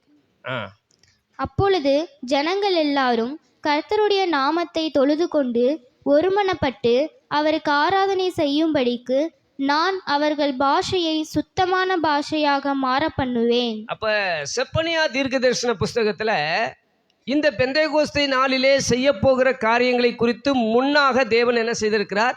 அறிவித்திருக்கிறார். அல்லேலூயா. அப்பொழுது ஜனங்கள் எல்லாரும் கர்த்தருடைய நாமத்தை தொழுது கொண்டு, எல்லாம் அந்த வசனத்துல வாசிங்க, ஒருமனப்பட்டு அவருக்கு ஆராதனை செய்வார்கள். ஒருமனப்பட்டு, பக்கத்துல ஒரு தட்டு தட்டி சொல்லுங்க, ஒருமனப்பட்டு ஆராதனை செய்கிற ஒரு ஆராதனை அவசியம். இந்த ஒரு மனதைத்தான் பரிசுத்த ஆவியானவர் மேலறை வீட்டில் கொடுத்தார். எல்லாரும் பிரிந்து எல்லாருக்குள்ள கருத்து வேறுபாடு இருந்தது. இன்னைக்கு இது சபைக்கு தேவையா? அந்த அபிஷேகம் இன்னைக்கு சபைக்கு தேவையா? ஒரு மனது தேவையா? வீட்டுக்கு தேவையா? கணவன் மனைவி பிள்ளைகளுக்குள்ள என்ன இல்லை? இப்ப சொல்லுங்க. பக்கத்து வீட்டுக்கும் நமக்கும் என்ன இல்லை? ஒரு தேசத்துக்கு தேசம் என்ன இல்லை? ஒரு மனதில் ஐக்கியம் இல்லை. இந்த ஐக்கியத்தை கொடுக்கிறவர் தான் ஆவியானவர். ஆவியானவர் வரும்போது நமக்குள்ளே பெரிய மாற்றங்கள் வருகிறது. அதுதான் ஒரு மனதை ஆண்டவர் கொடுக்கிறார். இங்கே வேதம் அழகா சொல்லுகிறது, ஒருமனப்பட்டவருக்கு ஆராதனை செய்யும்படிக்கு நான் அவர்கள் பாஷையை சுத்தமான பாஷையாக மாற பண்ணுவேன். அல்லேலூயா. ரைட். இன்னொரு வசனத்தை வாசிக்கலாம். எசேக்கியேல் 37ஆம் அதிகாரம் 9, 10, அதில் 9லிருந்து 14 வரைக்கும் நம்ம வாசிக்க போகிறோம். எசேக்கியேல் 37 9ஆம் வசனம் முதல் 14ஆம் வசனம் வரைக்கும் நம்ம எல்லாரும் வாசிக்க போகிறோம். அப்பொழுது அவர் என்னை பார்த்து, நீ ஆவியை நோக்கி தீர்க்க தரிசனம் உரை, மனுபுத்திரனே, நீ தீர்க்க தரிசனம் உரைத்து ஆவியை நோக்கி கர்த்தராகிய ஆண்டவர் உரைக்கிறது என்னவென்றால், ஆவியே, நீ காற்று திசை 4லும் இருந்து வந்து கொலையுண்ட இவர்கள் உயிரடையும்படிக்கு இவர்கள் மேல் ஊது என்கிறார் என்று சொல் என்றார். எனக்கு கற்பிக்கப்பட்டபடி நான் தீர்க்க தரிசனம் உரைத்தேன். அப்பொழுது ஆவி அவர்களுக்குள் பிரவேசிக்க அவர்கள் உயிரடைந்து காலூன்றி மகா பெரிய சேனையாய் நின்றார்கள். அப்பொழுது அவர் என்னை நோக்கி, மனுபுத்திரனே, இந்த எலும்புகள் இஸ்ரவேல் வம்சத்தார் அனைவருமே. இதோ அவர்கள் எங்கள் எலும்புகள் உலர்ந்து போயிற்று, எங்கள் நம்பிக்கை அற்று போயிற்று, நாங்கள் அறுப்புண்டு போகிறோம் என்கிறார்கள். ஆகையால் நீ தீர்க்க தரிசனம் உரைத்து அவர்களோடே சொல்ல வேண்டியது என்னவென்றால், கர்த்தராகிய ஆண்டவர் உரைக்கிறார், இதோ என் ஜனங்களே, நான் உங்கள் பிரேத குழிகளை திறந்து உங்களை உங்கள் பிரேத குழிகளிலிருந்து வெளிப்படவும் உங்களை இஸ்ரவேல் தேசத்துக்கு வர பண்ணுவேன். என் ஜனங்களே, நான் உங்கள் பிரேத குழிகளை திறந்து உங்களை உங்கள் பிரேத குழிகளில் இருந்து வெளிப்பட பண்ணும்போது நான் கர்த்தர் என்று அறிந்து கொள்வீர்கள். என் ஆவியை உங்களுக்குள் வைப்பேன், நீங்கள் உயிரடைவீர்கள். நான் உங்களை உங்கள் தேசத்தில் வைப்பேன், அப்பொழுது நான் கர்த்தர் என்று அறிந்து கொள்வீர்கள். இதை சொன்னேன், இதை செய்வேன் என்று கர்த்தர் உரைக்கிறார் என்று சொல் என்றார். இதை சொன்னேன், இதை செய்வேன். பக்கத்துல ஒரு தட்டு தட்டி சொல்லுங்க, இதை சொன்னார், இதை செய்வார். இன்னொரு முறை, எதை சொன்னாரோ அதை அப்போஸ்தலர் 2ஆம் அதிகாரத்தில் செய்தார். அல்லேலூயா. இஸ்ரவேல் ஜனங்கள் என்னவாக இருந்தார்கள்? உலர்ந்த எலும்புகளாக இருந்தார்கள். இன்றைக்கு சபை எப்படி இருக்கிறது? உலர்ந்த எலும்புகளாக இருக்கிறது. இன்னைக்கு குடும்ப வாழ்வு எப்படி இருக்கிறது? சொல்லுங்க. இல்லை, அதெல்லாம் செழிப்பாக இருந்தீங்கன்னா பரவாயில்ல. உலர்ந்த எலும்பு. வேலை விஷயத்தில் எப்படி இருக்குது? பண விஷயத்தில் எப்படி இருக்குது? நீங்கள் செழிப்பாக இருந்தால் பரவாயில்ல, நிறைய இருந்தால் பரவாயில்ல. எப்படி தான் இருக்குது நம்முடைய வாழ்க்கை? உலர்ந்து போயிருக்கிறது. இந்த உலர்ந்து போன அனுபவத்தை மாற்றுவதற்குத்தான் இந்த பெந்தேகோஸ்தே பண்டிகை. அல்லேலூயா, அல்லேலூயா. இங்கே வாசிக்கும் போது வாசிக்கிறோம், 13வது வசனத்தை எல்லாரும் வாசித்து ஒரு விஷயம் நம்ம ஜெபிக்க போறோம். என் ஜனங்களே, நான் உங்கள் பிரேத குழிகளை திறந்து உங்களை உங்கள் பிரேத குழிகளில் இருந்து வெளிப்பட பண்ணும்போது நான் கர்த்தர் என்று அறிந்து கொள்வீர்கள். ஆவியை உங்களுக்குள் வைப்பேன், நீங்கள் உயிரடைவீர்கள். மறுபடி சொல்லுங்க, என் ஆவியை உங்களுக்குள் வைப்பேன், நீங்கள் உயிரடைவீர்கள். ஒரு உயிர் உண்டானாதான் தேசத்துல வாழ முடியும். இன்றைக்கு நம்முடைய ஆவி, செத்து போன ஆவிக்குள்ள பரிசுத்த ஆவியானவர் வருவாராக. ஒரு விச கண்ணை மூடி வலது கரத்தை உயர்த்தி, ஆண்டவர் சொன்னார் அதை செய்வார், அதை சொன்னார் அதை செய்வார். என்ன சொன்னார்? என் ஆவியை உங்களுக்குள் வைப்பேன், நீங்கள் உயிரடைவீர்கள். கண்ணை மூடி அப்படியே உங்கள் ஆவியில் அனலைஸ் பண்ணுங்கள். உங்கள் ஆவியில் அதை ஏற்றுக்கொள்ளுங்க. நம்முடைய ஆவியோடு பரிசுத்த ஆவியானவர் இணையட்டும். நம்ம வாழ்க்கை உயிர் அடையட்டும். ஏதோ உணர்ச்சி வசப்பட்டு போகிறதுக்கு அல்ல, ஏதோ உணர்ச்சி வசப்பட்டு பேசுகிறதுக்கோ உணர்ச்சி வசப்பட்டு செயல்பாடுகளை செய்வதற்கோ அல்ல. பண்டிகை என்றால் அதற்கு ஒரு அர்த்தம் இருக்கிறது. இன்றைக்கு இந்த பண்டிகைக்கு அர்த்தமே என்ன தெரியுமா? ஆவியானவர் எனக்குள்ளே வந்து என்னை உயிரடைய பண்ணுறது தான். நான் வந்த வண்ணம் திரும்பி போகிறதுக்கல்ல ஆண்டவரே, எனக்குள்ள ஒரு உயிர் வரட்டும், எனக்குள்ள ஒரு ஜீவன் வரட்டும். எதெல்லாம் செத்து கிடக்குது, எதெல்லாம் இன்றைக்கி உங்கள் வாழ்க்கையில் உலர்ந்து கிடக்குது, சந்தோஷமே இல்லையா, சமாதானமே இல்லையா, நிம்மதியே இல்லையா, இன்றைக்கி அதில் ஆவியானவர் வரட்டும், ஆவியானவர் வரட்டும், ஆவியானவர் வரட்டும். ஒரு விச கண்ணை மூடி ஆண்டவருடைய சமூகத்தில் ஜெபிக்கலாமா? ஆண்டவரே, நான் உயிர் அடையணும். நீ ஆவியை குறித்து தீர்க்க தரிசனம் உரைத்து அவர்களோட சொல். கர்த்தராகிய ஆண்டவர் உரைக்கிறார், உங்கள் பிரேத குழிகளை திறந்து உங்கள் பிரேத குழியிலிருந்து வெளிப்பட பண்ணுவேன். உங்களை இஸ்ரவேல் தேசத்துக்கு வர பண்ணுவேன். இதோ உங்களுக்குள்ளே ஆவி வருகிறது, உங்களுக்குள்ளே ஆவி வருகிறது. அல்லேலூயா. நீங்கள் உயிரடைந்து செத்த நிலைமை மாறி பெரிய சேனையாய் நீங்கள் எழும்புகிற நாட்கள் வருகிறது. ஹல்லேலூயா. எனக்குள்ளே வாரும் ஆண்டவரே, என் செத்த நிலைமையை மாற்றும் ஆண்டவரே. ஜெபிக்கலாம், நீங்கள் ஜெபிக்கலாம். உங்களுக்கு தான் தெரியும் நீங்கள் எந்தெந்த பகுதியில் செத்து கிடக்கிறீங்க. கடந்த வாரம் முழுவதும் உங்களுக்காக பாரத்தோட ஜெபம் பண்ணியிருக்கிறேன். ஒவ்வொருத்தர் பேரை சொல்லி ஜெபம் பண்ணியிருக்கிறேன். சிலருடைய காரியங்களை கர்த்தர் வெளிப்பட பண்ணினார், சிலருடைய காரியங்களுக்காக பாரத்தோட ஜெபம் பண்ணியிருக்கிறேன். இன்றைக்கு உயிரடைந்து நீங்கள் வீட்டுக்கு செல்ல வேண்டும். சபைக்கு வருகிற இந்த செத்த நிலைமையிலிருந்து ஆண்டவர் உயிரடைய செய்வாராக. லாசரு மரித்த போது லாசருவினுடைய பிரேத கல்லறையில் இருக்கிற கல்லை அகற்றி, லாசருவே வெளியே வா என்று சொன்னபோது லாசருவுக்குள்ள வந்த உயிர், ஆமென். அதுபோல இன்றைக்கு பிரேத கல்லறைகளிலிருந்து வெளிப்பட பண்ணுகிற ஒரு அனுபவம் இயேசுவின் நாமத்தில் உண்டாவதாக. உலர்ந்து போய் இனி அவ்வளவுதான், இனி நடக்காது, இனி ஆகாது என்று சொல்லப்பட்ட காரியங்களுக்குள்ள நீங்க வாயை திறந்து சொல்லும்போது அது உயிரடைகிறதை நீங்கள் பார்க்க போகிறீர்கள். பார்க்க போகிறீர்கள். இனி அவ்வளவுதான், என் வாழ்க்கையில் சுகமே இல்லை, இனி அவ்வளவுதான், என் வாழ்க்கையில் நிம்மதி இல்லை என்று சொல்லக்கூடிய நிலைமையை கர்த்தர் மாற்றி உங்களுடைய பிஸ்னஸில், உங்களுடைய வேலையில், உங்களுடைய தொழிலில், உங்களுடைய படிப்பில் ஒரு ஜீவன் உண்டாகத்தக்கதாய் ஆவியானவர் இறங்கி அதை உயிரடைய பண்ணத்தக்கதாய் நீங்களே ஜெபம் பண்ணி, இப்போ நீங்கள் அதை பெற்றுக்கொள்ளுங்க. நீங்களே ஜெபம் பண்ணி, ஆவியானவரே என் மேலே வாரும், உலர்ந்து போயிருக்கிற காரியங்கள் இன்னைக்கு உயிரடையட்டும்னு சொல்லுங்க. எந்தெந்த நிலைமை செத்து கிடக்குதோ அதில் இன்னைக்கு ஜீவன் உண்டாகட்டும், அது பரிபூரண படட்டும் இயேசுவின் நாமத்தில். அல்லேலூயா. 2 நிமிஷம் நல்லா ஜெபிக்கலாமே. ஆவியானவரே, எங்களுக்குள்ள வந்து எங்களுக்குள்ள செத்து கிடக்கிறதை எல்லாம் உயிரடைய பண்ணுவீராக, ஜீவன் உண்டாக பண்ணுவீராக.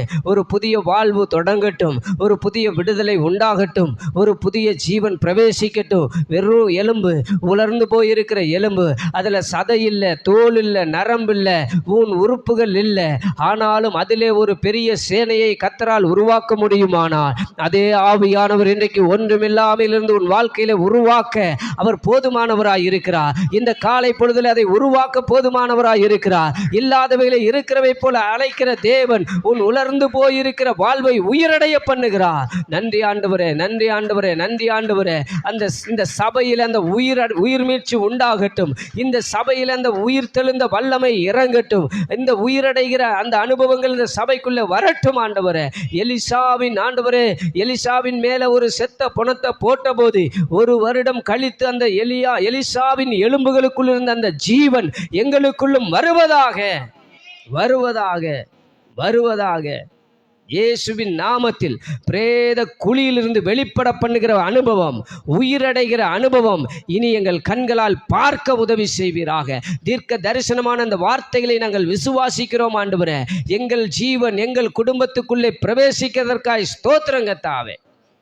நீர் அப்படி செய்கிறீர். நன்றி அப்பா, இயேசுவின் மூலம் பிதாவே, ஆமென். இன்னும் ஒரு வசனத்தை வாசித்து ஜெபித்து நிறைவு செய்ய போகிறோம். இப்போ ஆண்டவர் என்ன சொன்னார்?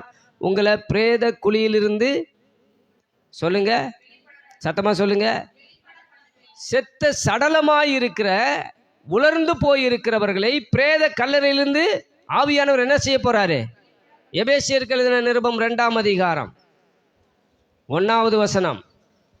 அக்கிரமங்களினாலும் நாம எப்படி இருந்தோம், நாம எப்படி இருக்கிறோம்? வாசிக்கலாம். அக்கிரமங்களினாலும் பாவங்களினாலும் மரித்தவர்களாயிருந்த உங்களை உயிர்ப்பித்தார். எங்க? எப்படி? நம்ம எப்படி இருந்தோம்? 2வது வசனத்துல என்ன வாசிக்கிறோம்? அக்கிரமங்களினாலும் பாவங்களினாலும். 1ஆம் வசனத்துல அக்கிரமங்களினாலும் பாவங்களினாலும் மரித்தவர்களாய் இருந்தோம். எப்படி இருந்தோம்? 1ஆம் அதிகாரத்தின் 19வது வசனம். தாம் கிறிஸ்துவை மரித்தோரிலிருந்து எழுப்பி. அப்படியே நிறுத்துங்க, எல்லாரும் அதை சொல்லுங்க. மரித்தோரிலிருந்து எழுப்பி. கிறிஸ்துவை மரித்தோரிலிருந்து எழுப்பி. அப்ப கிறிஸ்து இயேசுவின் கல்லறையிலே பரிசுத்த ஆவியானவர் என்ன செய்தார்? இறங்கி போனார். எல்லாம் சொல்லுங்க. அந்த கல்லறையிலிருந்து இயேசுவை என்ன செய்தார்? உயிரோட. சொல்லுங்க, விளங்குதா விளங்கலையா? எசேக்கியேலுக்கு தீர்க்க தரிசனமாய் சொல்லப்பட்ட காரியம், உலர்ந்து போன எலும்புகளை உயிரடைய செய்த காரியத்தை தேவன் இங்கே இயேசு கிறிஸ்துவுக்கு செய்து காண்பிக்கிறார். விளங்குதா உங்களுக்கு? மரித்து போன இயேசு, அதான் சொல்றேன், பஸ்கா பண்டிகை புனித வெள்ளி அன்று இயேசுவை என்ன செய்தார்கள்? அடக்கம் பண்ணினார்கள். அந்த அடக்கம் பண்ணப்பட்ட சரீரத்துக்குள்ள, அந்த அடைக்கப்பட்ட அந்த சரீரத்துக்குள்ள பரிசுத்த ஆவியானவர் என்ன செய்தார்?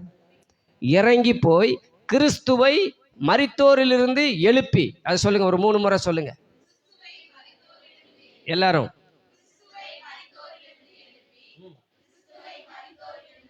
எழுப்பி அவரிடத்தில் நடப்பித்த பலத்த சத்துவத்தின் வல்லமையை விசுவாசிக்கிற உங்களிடத்துல என்கிட்டையும் காண்பிக்கும்படி. எல்லாம் சொல்லுங்க. இப்போ எல்லாம் கவனிங்க. இயேசுவின் கல்லறையிலிருந்து இயேசுவை உயிரோட ஆவியானவர் என்ன பண்ணாரு? எழுப்பி கொண்டு வந்து விசுவாசிக்கிற விசுவாசிகளிடத்துல அவர் என்ன செஞ்சுக்கிட்டு இருக்காரு? சொல்லுங்க. 40 நாள் அளவும் இயேசு உயிரோடு எல்லாருக்கும் தம்மை உயிருள்ளவராக என்ன செய்தார்? சொல்லுங்க. அங்கே காண்பித்தது இயேசுவாக இருந்தாலும் ஆவியானவருடைய செயல்பாடு அங்கே அதிகமாக இருந்தது. ஆவியானவர் 40 நாள் அளவும் இயேசு அங்கே காட்டப்படுகிறார். அந்த 40 நாள் முடிந்த பிறகு சீசர்களை கூட்டிக் கொண்டு எருசலேமுக்கு போய் இயேசு எல்லாரையும் என்ன பண்ணினாரு? ஆசீர்வதித்து விட்டு அந்த சீசர்களை ஆசீர்வதித்து அப்படியே பரலோகத்துக்கு என்ன பண்ணிட்டாரு? ஏறி போனார். இந்த மீதமுள்ள 10 நாட்களில் சீசர்கள் எருசலேமில் வந்து என்ன பண்ணிட்டு இருக்கிறாங்க?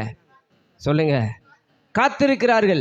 இப்ப பாருங்க, அக்கிரமங்களினாலும் பாவங்களினாலும் மரித்தவர்களாய் இருந்த உங்களை இயேசுவின் கல்லறை, அதிலிருந்து எழுப்பின ஆவியானவர், பிதாவின் ஆவி அங்க போய் என்ன பண்ணியிருக்குது?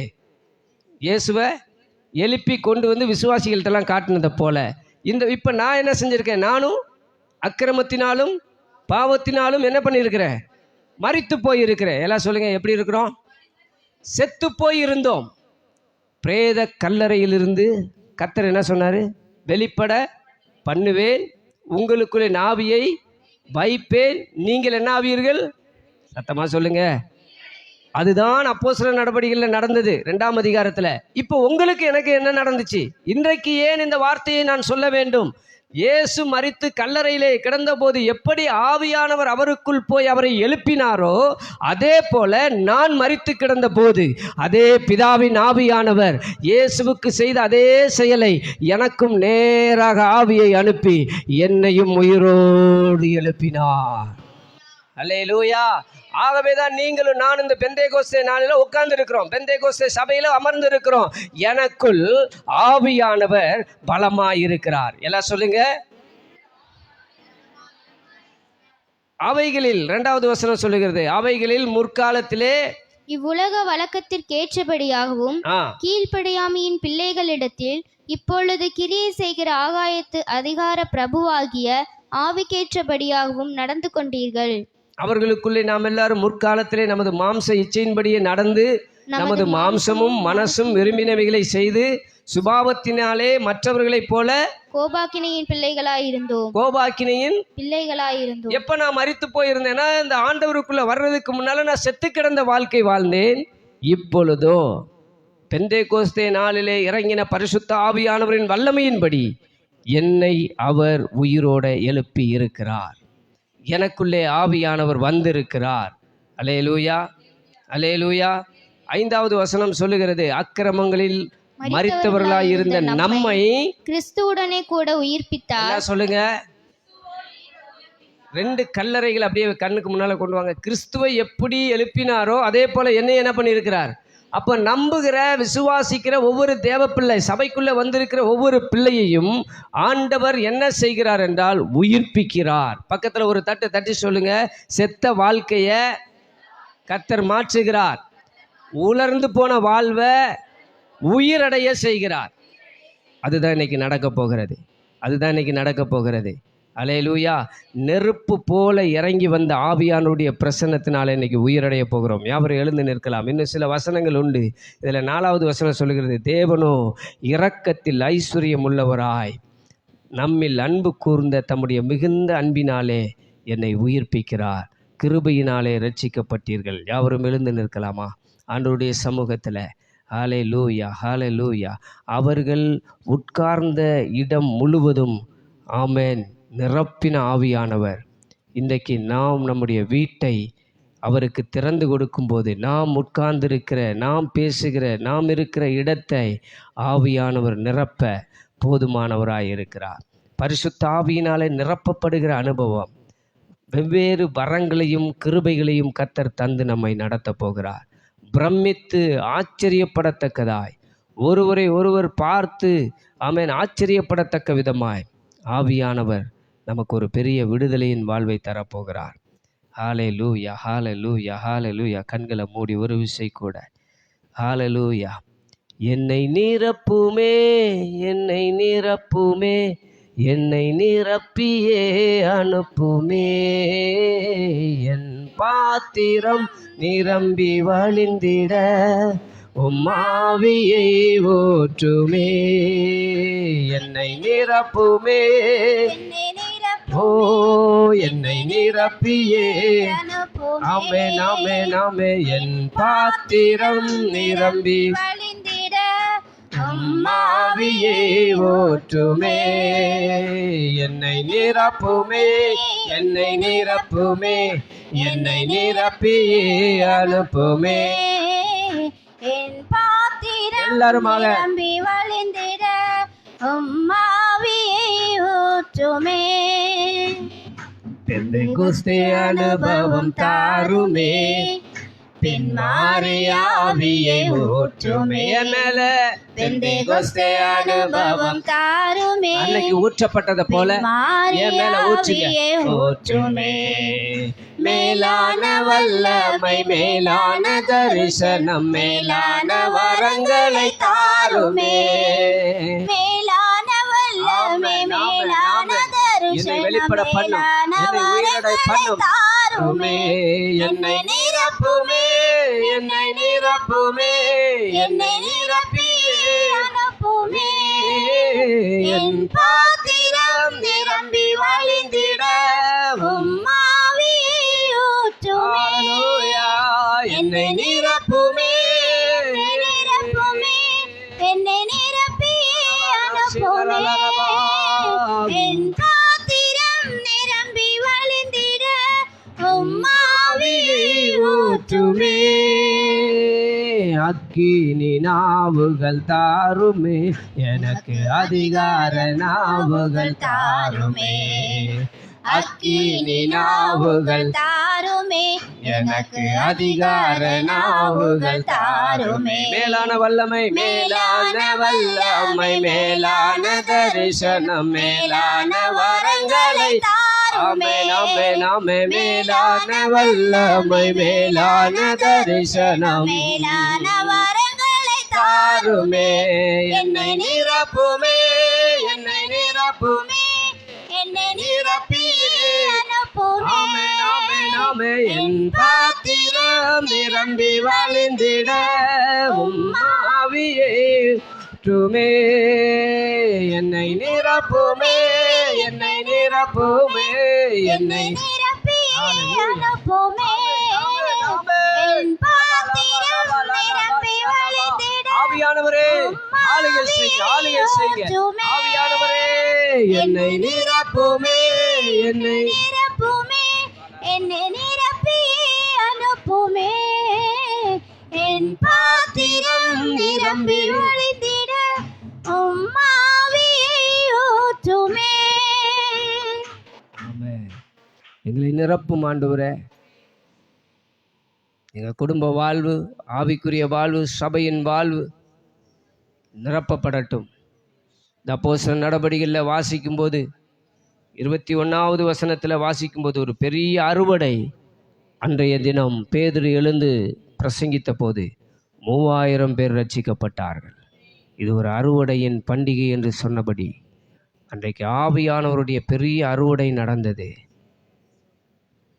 3000 பேர் ஒரே பிரசங்கத்தில் ஒரே நாளில் ரட்சிக்கப்பட்டார்கள், தொடப்பட்டார்கள். ஆவியானவருடைய மலை பொழிந்ததைப் போல இந்த காலை வேளையில் உங்களையும் என்னையும் ஒரு பெரிய அறுவடைக்கு ஆண்டவர் ஆயத்தமாக்குகிறார். உலகமெங்கும் சென்று சர்வ சிருஷ்டிக்கும் சுவிசேஷத்தை பிரசங்கிக்கிற ஒரு பெரிய அபிஷேகத்தை கர்த்தர் தருவாராக. நம் மூலமாக சிலர் ரட்சிக்கப்பட, நம் மூலமாக சிலர் ஆவியின் அனுபவத்தை பெற்றுக்கொள்ள, பரிசுத்த ஆவியானுடைய வழிநடத்துதலை பெற்றுக்கொள்ள, நாம் அநேகருக்கு ஒரு வழிகாட்டிகளாய் மாறத்தக்கதாய், அநேகரை ஒருமனப்படுத்தத்தக்கதாய், அநேக அக்கிரமங்களிலும் பாவங்களிலும் மரித்து கிடக்கிற சடலங்களாய் இருக்கிற செத்த புணங்களாய் வாழ்ந்து கொண்டிருக்கிற அநேகரை உயிரடைய செய்யத்தக்கதாய் உங்களை என்னையும் கர்த்தர் அபிஷேகித்து நடத்துவாராக. அப்படியாக பயன்படுத்தும் ஆண்டவரே, எங்களை ரட்சித்தீரே, எங்களை விடுதலையாக்கினீரே, எங்களை அபிஷேகம் பண்ணினீரே, எங்கள் மூலமாய் அநேகர் ரட்சிக்கப்பட ஒப்பு கொடுக்கிறேன்.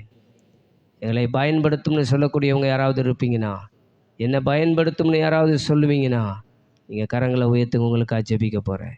நீங்கள் சொல்லும்போது, நீங்கள் போகும்போது ஆவியானவர் உங்களிலிருந்து பேச போகிறார். ஆவியானவர் உங்கள் மூலமாய் ஒரு பெரிய அறுவடையை தரப்போகிறார்.